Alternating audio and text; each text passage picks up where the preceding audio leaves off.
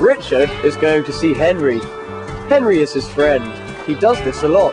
It is one of his favourite pastimes.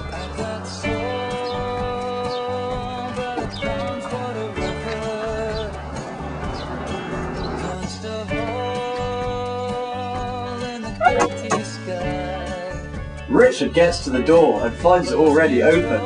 He opens it.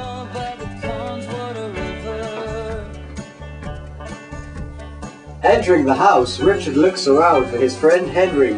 What's this? Richard can't believe he's gone missing. The production team would like to apologise for a very similar plot to the first one. Go.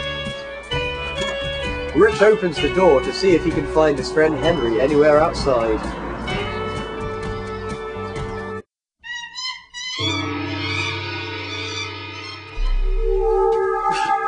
And there appears to be a car coming down the road at incredible speed. The brakes aren't working. There's nothing the driver can do. He's dead on course for Henry! There's nothing the driver can do, but wait!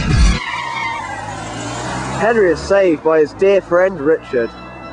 Richard has saved Henry from an almost certain fatality, but Richard is soon to learn of a darker side to Henry's nature.